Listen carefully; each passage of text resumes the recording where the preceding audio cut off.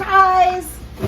I moved. So today I'm going to be setting up my sewing room, and you're going to come with me and see how I take all of these boxes of things, because you know it's not junk, and turning it back into a crafting castle. Let's go. First, here's a peek at everything I need to unbox and find a spot for. Some things will go back to where they were in the original crafting castle, while others will need to find a new home. Remember those 3 questions I posed in my first crafting castle video? What tools do you need to have easy access to? What space do I have available to use? And how will I store my fabric? Okay, we've made some progress. Now I can move around and get the furniture where it needs to be. Okay, mostly I just moved the boxes to the kitchen. Everybody's gotta start somewhere, right? I am on standby while my husband figures out what's going on with DirecTV behind me. Behind that shelf over there. Yeah, I'm looking at it on the camera. Someone is very upset with me for moving all of her hiding spaces. Hey, Miss Alice. You're going to be so mad at me when I have to move this table too, but I love you and I promise I will make it up to you.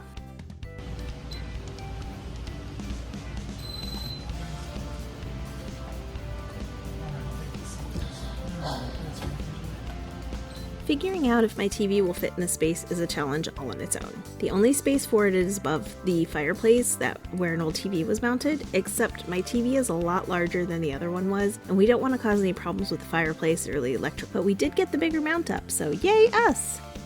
Hello, I'm getting tired. We got all the boxes moved out, and now I'm trying to figure out the configuration of the floor, and yeah, there's problems with all of it.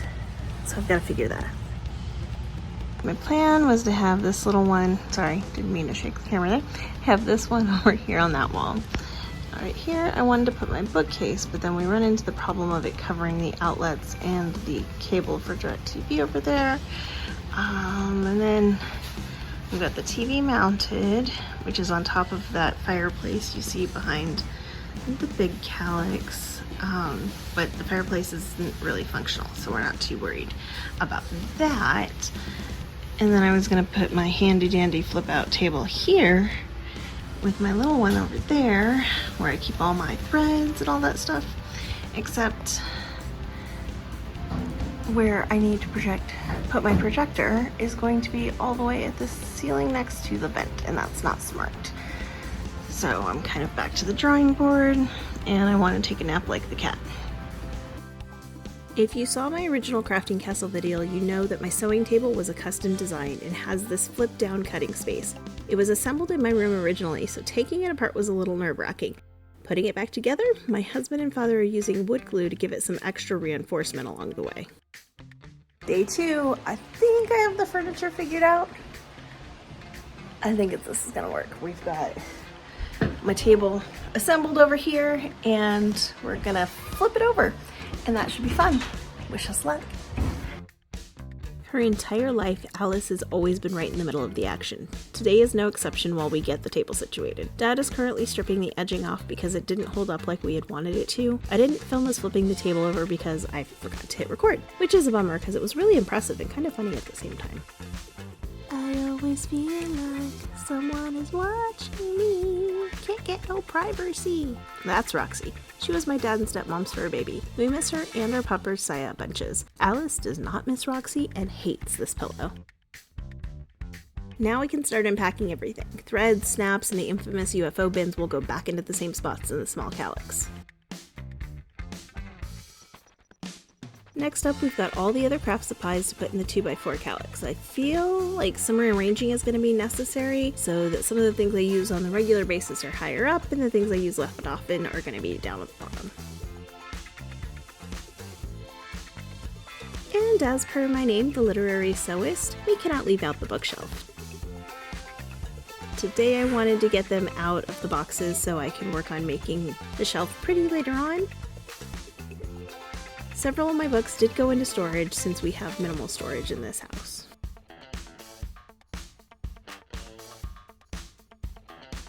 Things are finally starting to come together. The immediate area around where I'll be sewing is pretty well organized, and as promised, I made it up to Miss Alice with her own little kitty calyx cubby. It's day 3 and we're going to get all of this fabric up on the wall. The original crafting castle had more storage space. This room is open to the kitchen and living room, so I needed to be able to get as much fabric on the wall as I could. This is why you see me rolling the fabric instead of using the comic book boards. Remember, you've got to make your space work for you. It took me a couple hours to get everything up, but I didn't think you'd want to see that much of me rolling fabric, even with the speeding things up. So now we shall move on to the final reveal. Et voila! This pink chair used to be in my bedroom and I've always wanted it in the crafting castle, so yay! I am really happy with the way everything came together. I like having the non-sewing craft stuff behind the table. It just feels a little more cohesive here, plus it's a little bit easier to get to than before. Thread snaps, pegboard with the notions also are within reach at all times, which means I answered question number 1.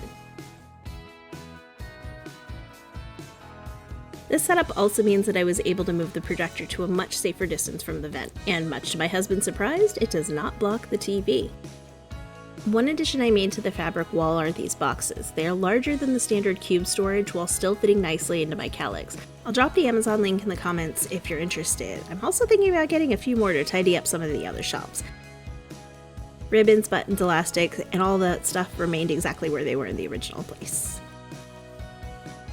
Miss Alice got a new food bowl and is kind enough to share the room with me, so her stuff is in a place of honor next to the favorite books, of course. I was also able to solve the cords and DirecTV problem with a larger extension outlet, then hiding all of it behind the new ironing board and camera bag. And last but not least, I did still manage to keep some of my nerdy things that make me, me in this setup. I did tone it down a little bit, but I'm still super happy.